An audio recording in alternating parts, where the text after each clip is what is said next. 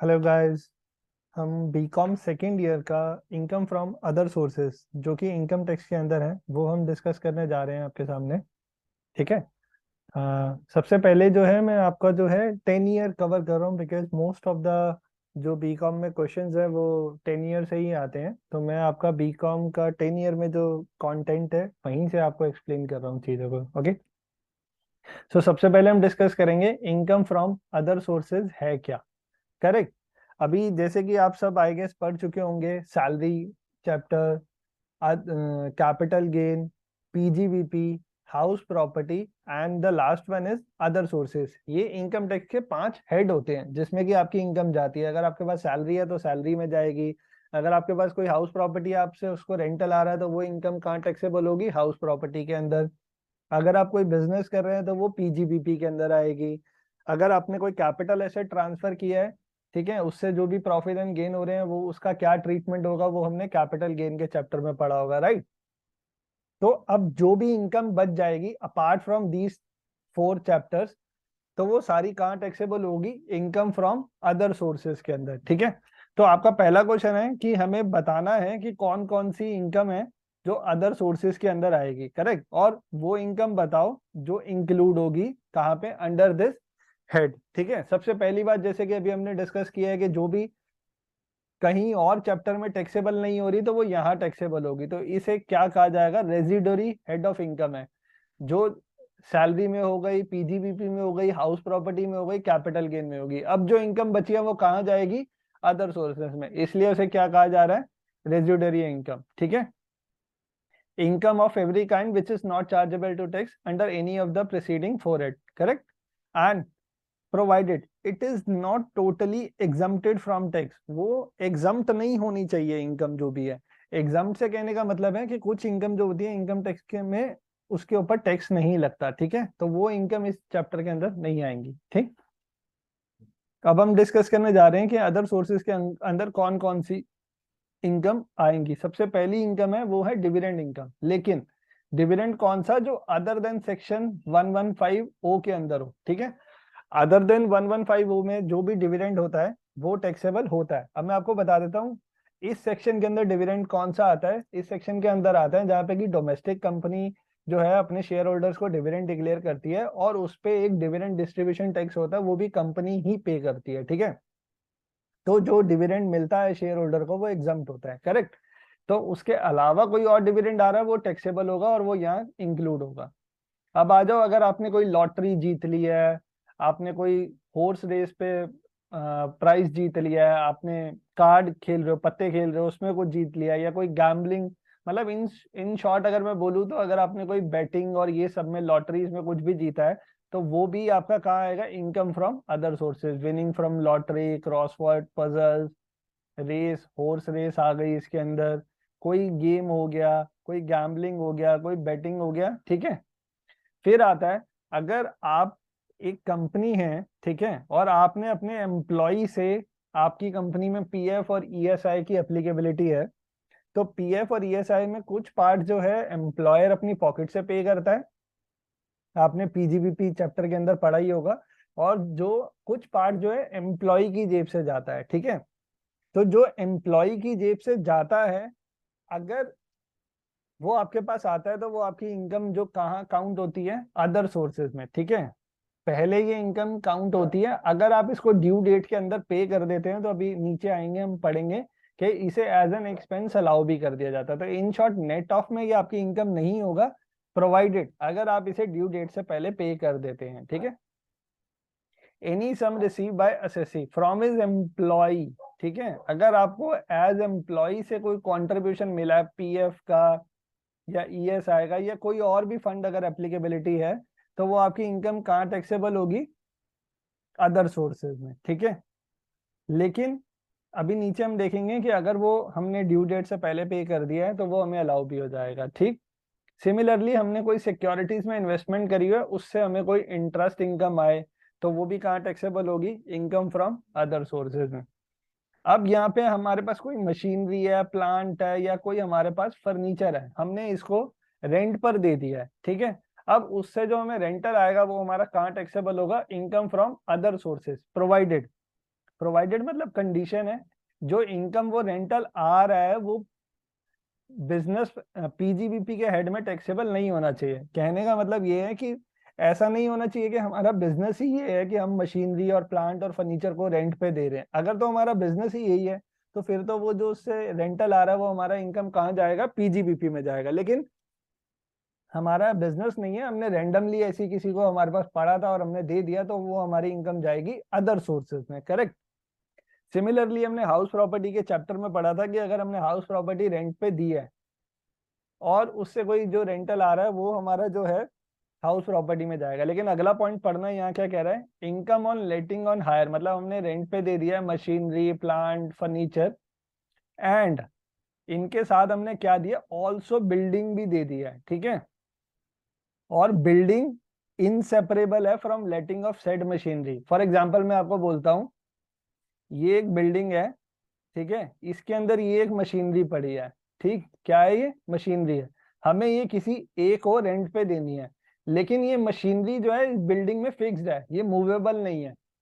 अब जब हम इस मशीनरी को किसी को रेंट पे देंगे या लेट आउट करेंगे तो हमें ये बिल्डिंग भी बाय डिफॉल्ट देनी पड़ेगी। तो कहने का मतलब ये लेटिंग ऑफ बिल्डिंग जो है इनसेपरेबल है।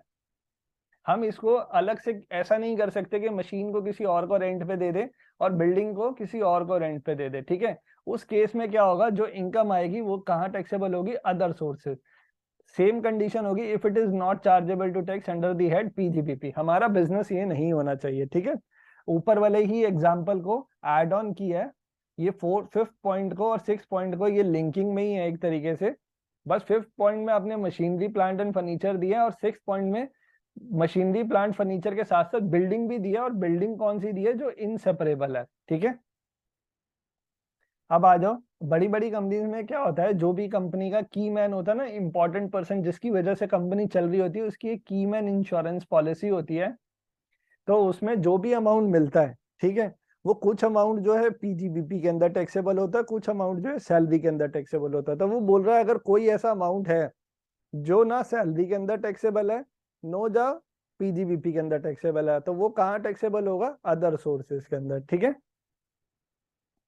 अब आ जाओ, मोस्ट इंपॉर्टेंट पॉइंट है अदर सोर्सेज का। अगर आप किसी से भी एनी सम ऑफ मनी, अगर आपको कोई मनी किसी से मिलती है जिसकी एग्रीगेट वैल्यू हम पूरे साल में देखेंगे। फॉर एग्जांपल ए ने मुझे 20,000 रुपीज दे दिए, फिर उसने मुझे 10,000 रुपीज और दे दिए, फिर उसने मुझे 30,000 रुपीज और दे दिए, तो मैं इन सबको जब एड ऑन करूंगा तो ये कितना आ जाएगा, 60,000। ठीक है, तो एग्रीगेट वैल्यू मतलब सबको ऐड ऑन करने के बाद अगर उसकी वैल्यू 50,000 से एक्सीड होगी, विदाउट कंसिडरेशन अगर उसने मेरे को कोई पैसे दे दिए, किसने, बाय एन इंडिविजुअल और एचयूएफ। दोबारा पढ़ते हैं, any sum of money aggregate value of which exceed 50,000 received हुआ है without consideration by an individual और एचयूएफ, कि इंडिविजुअल या एचयूएफ ने 50,000 से ज्यादा पैसे रिसीव कर लिए हैं, तो होल ऑफ सच सम होगा वो क्या होगा, टैक्सेबल हो जाएगा अदर सोर्सेज। इस केस में क्या होगा, 60,000 पूरे का पूरा टैक्सेबल हो जाएगा।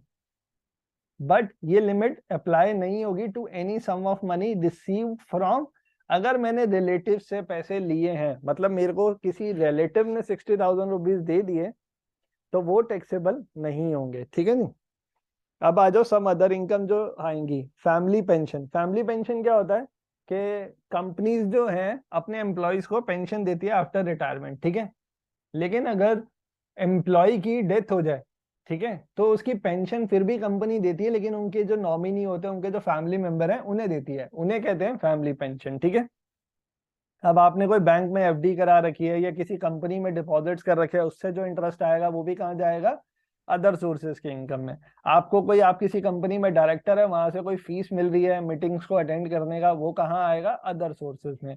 अगर आप इंश्योरेंसेस करते हैं और जो इंश्योरेंस कंपनी आपको कमीशन पे करती है, वो कहाँ आएगा, अदर सोर्सेज की इनकम में। ठीक है, अब हम एक जल्दी से इसको क्विक रिकैप कर लेते हैं कि अदर सोर्सेज में हमारी कौन कौन सी इनकम टैक्सेबल है।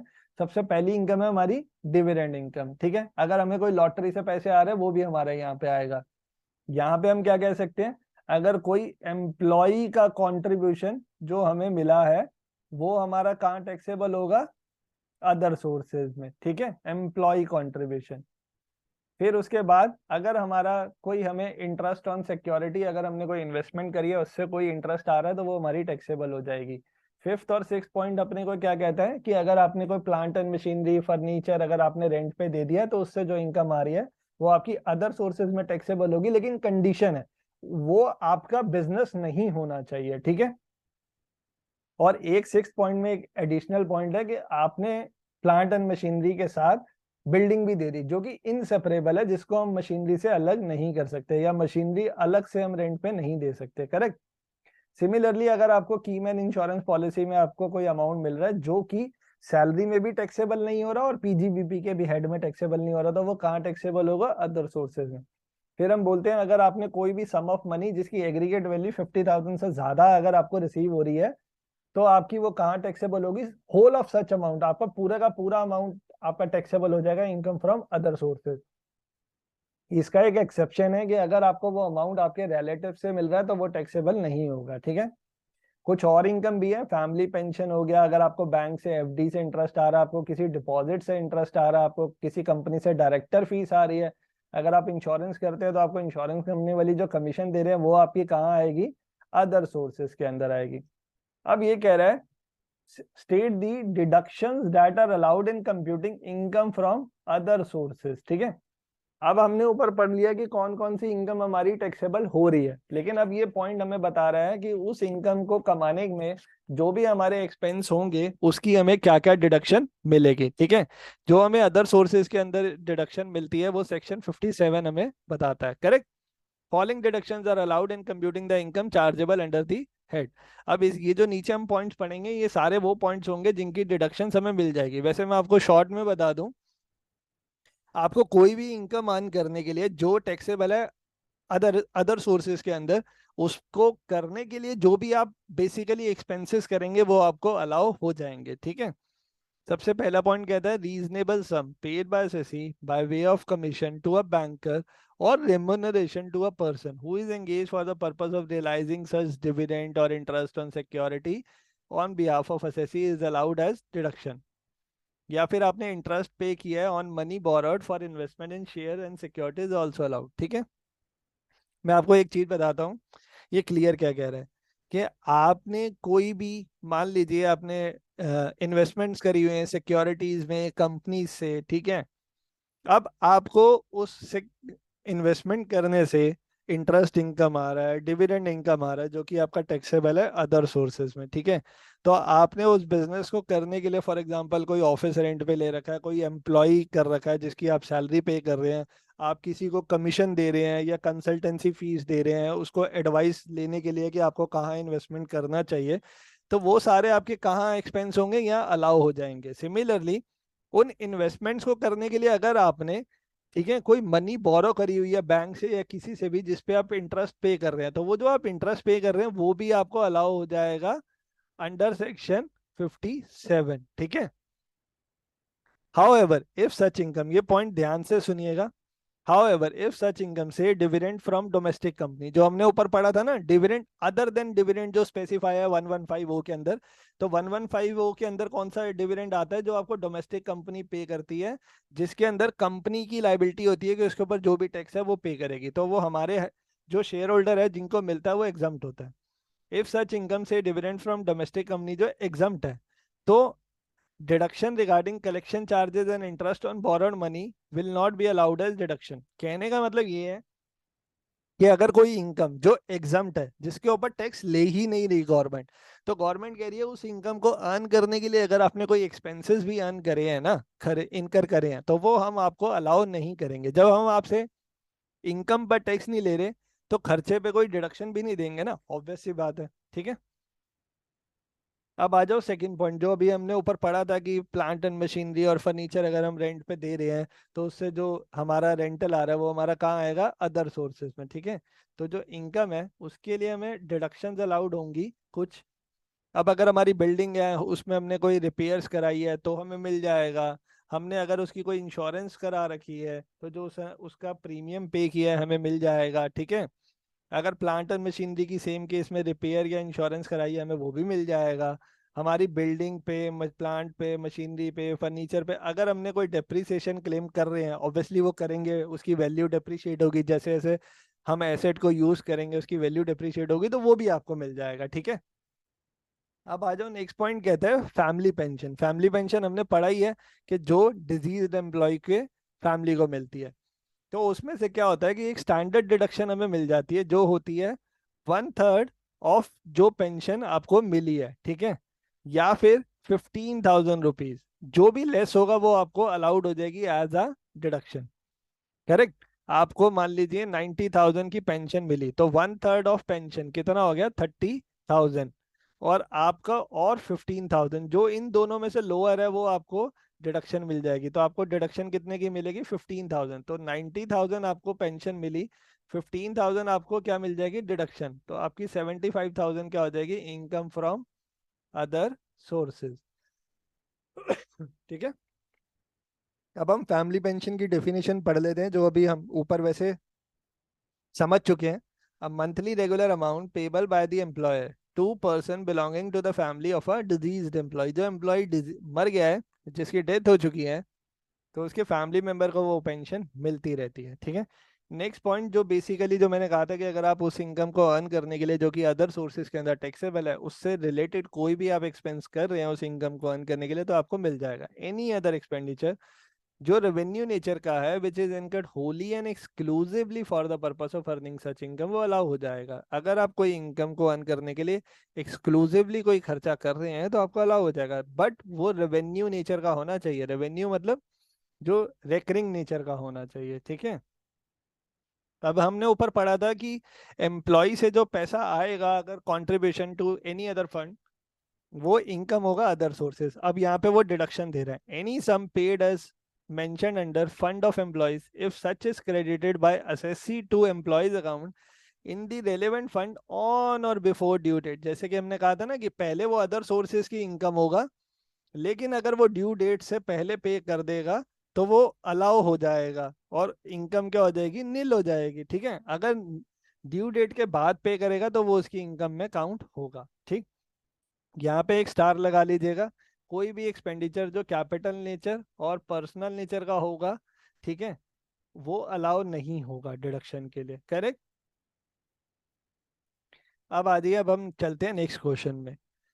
वो कहता है कि जो कुछ सिचुएशंस है, सर्कमस्टांसेस हैं कि gift money receive by person is exempt है फ्रॉम टैक्स। अगर आपको किसी से गिफ्ट मिल रहा है 50,000 से ऊपर भी, तो वो एग्जम्प्ट हो जाएगा। अब वो किस किस सिचुएशन में हम देखते हैं। Where any sum of money received by an individual, किसने रिसीव करा, बाय एन इंडिविजुअल और एचईएफ। ठीक है, फ्रॉम एनी पर्सन, किसी से भी कर सकता है, विदाउट कंसिडरेशन इज एग्जम्प्ट है अप टू 50,000। तो ये कह रहा है कि अगर आपको 50,000 तक या 50,000 से कम कोई भी आके गिफ्ट दे दे, तो वो टैक्सेबल नहीं है। ठीक है, लेकिन अगर 50,000 से ऊपर कोई टैक्सेबल अमाउंट अगर आपको 50,000 से दे दे तो वो टैक्सेबल है, जैसे कि अभी हमने ऊपर पढ़ा था। लेकिन ये कुछ सिचुएशन बता रहा है जहाँ पे कि ये सच सम जो है वो टैक्सेबल नहीं होगा। But the above provision shall not apply to any sum of money received। ठीक है, हमने अभी पढ़ा where any sum of money, अगर वो रिसीव हो रहा है बाय एन इंडिविजुअल और एचयूएफ विदाउट कंसिडरेशन, तो वो 50,000 तक एग्जम्प्ट है। लेकिन अगर वो एक्सीड हुआ 50,000 से ज्यादा, तो होल ऑफ एग्रीगेट वैल्यू जो है टैक्सेबल होगा। ठीक है, इन दी हैंड्स ऑफ रेसिपिएंट, जिसे मिल रहा है। बट ये प्रोविजन अप्लाई नहीं होगा अगर आपको वो पैसे रिलेटिव से मिल रहे हैं। ठीक है, अगर आपके किसी रिश्तेदार ने आपको गिफ्ट दिया तो वो नहीं मिलेगा, या फिर आपकी शादी पे आपको जो सगन आता है मैरिजेस में, अगर वो मिला के 50,000 से ऊपर हो रहा है तो वो भी टैक्सेबल नहीं होगा।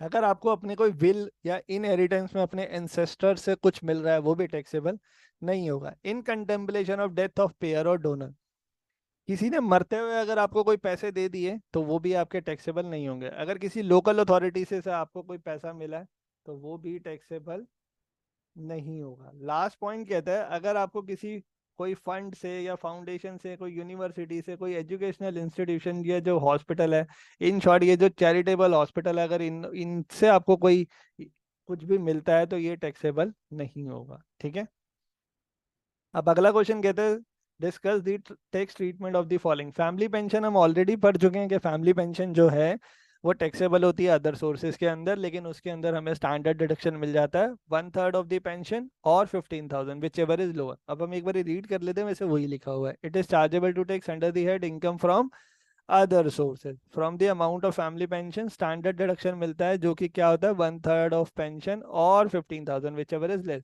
वो अलाउड होता है as a deduction.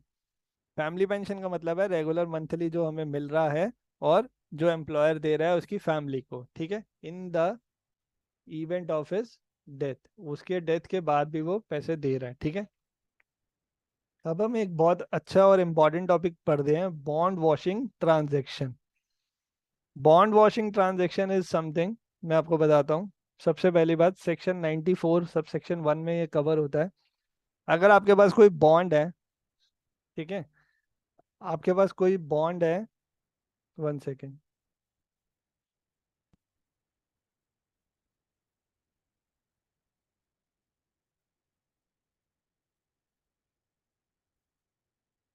1 second, 1 second.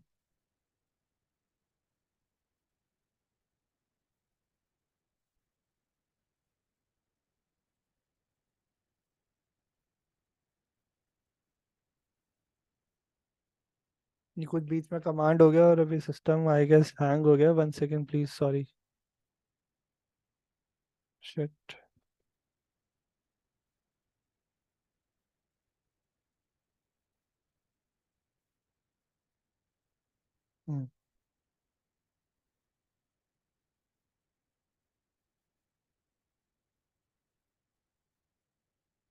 ठीक है, बॉन्ड वॉशिंग ट्रांजेक्शन, एक बॉन्ड है, ठीक है, आपके पास बॉन्ड है, अब उसका एक डेट है आपने स्पेसिफाई करा हुआ है, फॉर एग्जांपल 20 दिसंबर 2022। इस बॉन्ड के ऊपर हमें क्या मिलना है, इंटरेस्ट मिलना है, ठीक है, at the rate of let's say 10%।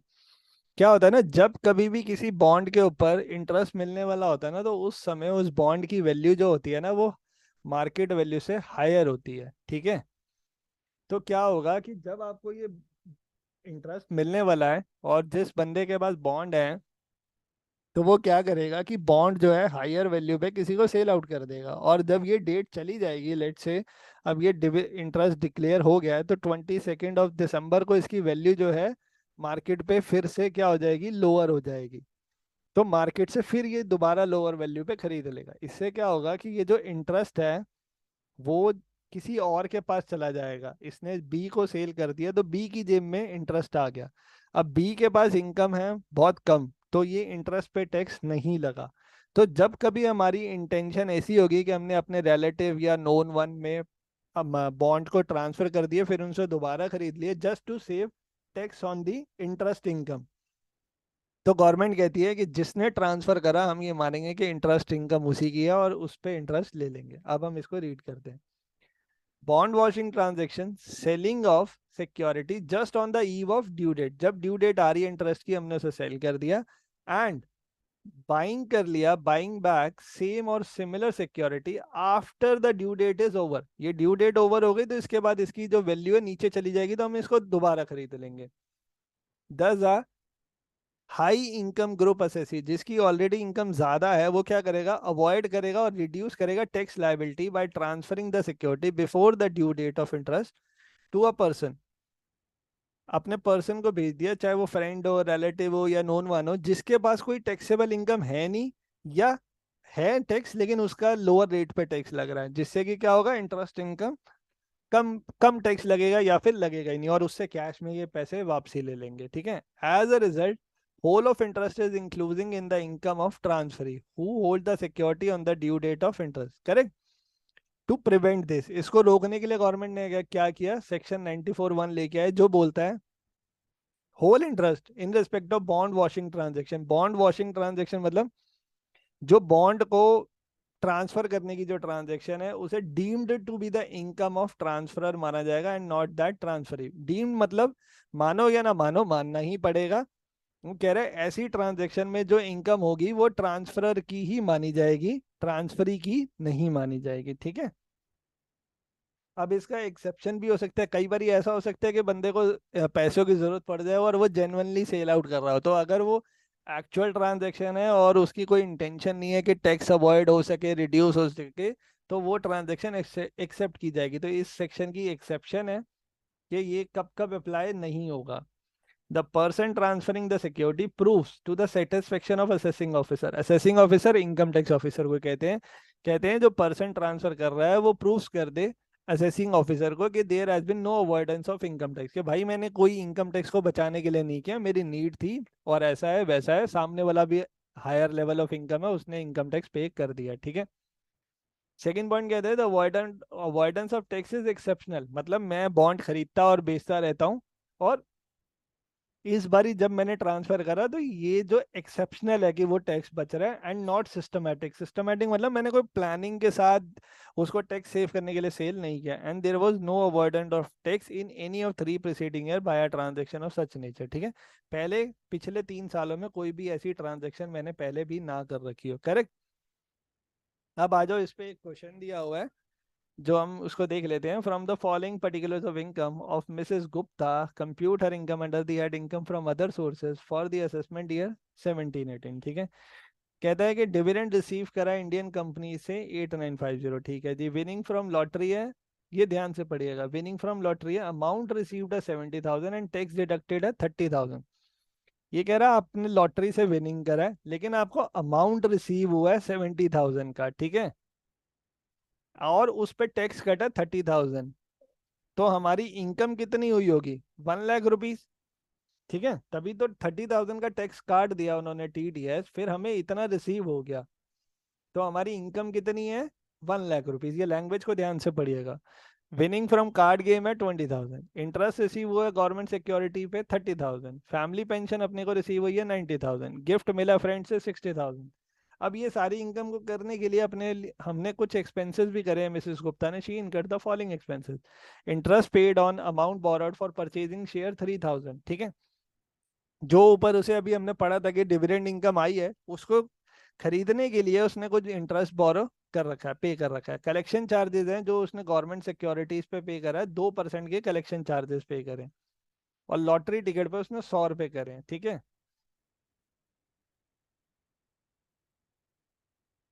तो अब आप आ जाइए कि जो ये डिविडेंड इनकम है हमारी 8950 की, ठीक है, ये हमारी एग्जम्प्ट है, जैसे कि हमने ऊपर पढ़ा था। क्योंकि डिविडेंड रिसीव किससे हो रहा है? Indian company. इंडियन कंपनी क्या होती है? Domestic company. डोमेस्टिक कंपनी से हमने पढ़ा था ना कि 115O के अंदर जो है हमारा टैक्स नहीं लगेगा, ठीक है। तो इससे रिलेटेड जब हमने ये इंटरेस्ट पे किया, क्या ये हमें इसकी डिडक्शन मिलेगी? नहीं मिलेगी, ठीक है। विनिंग फ्रॉम लॉटरी से अपने पास कितने आए? 1 लाख रुपीज है, ठीक। तो ये अपनी इनकम टैक्सेबल हो जाएगी। विनिंग फ्रॉम कार्ड गेम से अपने पास कितने हैं? 20,000, तो ये भी अपनी इनकम टैक्सेबल हो जाएगी। Interest receive on government security है 30,000, तो ये टैक्सेबल है। लेकिन ये कहता है कि 30,000 का 2% जो है हमने कलेक्शन चार्जेस पे करे हैं, ठीक है। 30,000 का 2% हमारा कितना बनेगा? 600 रुपीज बनेंगे। तो हम यहाँ से 600 रुपीज लेस कर देंगे। अब अपने को फैमिली पेंशन आई है 90,000 की। 90,000 की आई है तो हमने पढ़ा ही है 1/3 या फिर 15,000, जो मैंने आपको एग्जाम्पल भी दिया था, तो वो हम डिडक्शन क्लेम कर लेंगे। अब मैं आपको सोल्यूशन दिखा देता हूँ, बिल्कुल एज इट इज आएगा। जो हमने ऊपर लिखा है डिविडेंड एग्जम्प्ट है, तो उस पे इंटरेस्ट जो हमने 3,000 का पे करा वो भी डिडक्टेबल नहीं होगा, क्योंकि जब इनकम टैक्सेबल नहीं है तो खर्चा भी नहीं मिलेगा, ठीक है। अब आ जाओ, इंटरेस्ट हमने गवर्नमेंट सिक्योरिटी पे मिला 30,000 का, और उस पे कलेक्शन चार्जेस हमारे 2% लग गए, तो ये हमारी इनकम कितने टैक्सेबल हो गई? 29,400, 29,400। अपने को लॉटरी इनकम आई है, ये हमने देख लिया कि हमारी इनकम कितनी होगी? 1 लाख रुपीज होगी। Cost of tickets are not deductible. Lottery में केस में, क्योंकि ये गवर्नमेंट आपको, मतलब एक तरीके से ये कह लो गैम्बलिंग या लॉटरी, कार्ड कार्ड प्ले या हॉर्स रेसेस, ये आपको इंक्रीज नहीं करती, मतलब मोटिवेट नहीं करती कि आप ऐसे सट्टे करो, मतलब बैटिंग करो। इसलिए इससे रिलेटेड वो एक्सपेंस भी आपको अलाउ नहीं करती है, ठीक है। ये एक स्टार मार्क कर लीजिएगा। Winning from card game 20,000। Family pension कितना रिसीव हुआ? 90,000, लेकिन 1/3 ऑफ 90,000 और 15,000 जो लेस होगा वो हमें क्या मिल जाएगा? डिडक्शन। तो हमारा टैक्सेबल कितना होगा 75,000। अब गिफ्ट फ्रेंड से मिला है, क्योंकि ये 50,000 से ऊपर का है, ठीक है, तो ये पूरे का पूरा टैक्सेबल हो जाएगा। ठीक, तो अब ये हमारी जब हम सबको ऐड करेंगे तो ये हमारी क्या आएगी, total income from other sources. Correct है। अभी हमने जो है 10 ईयर का मॉड्यूल देखा है। अब हम इस पे एक वीडियो आपके लिए और बनाएंगे, जिसमें हम पास्ट ईयर के सारे क्वेश्चंस जो इनकम फ्रॉम अदर सोर्सेज के होंगे वो हम आपके साथ डिस्कस करेंगे। आपके लिए बहुत जल्दी वीडियो लेके आएंगे। Thank you so much.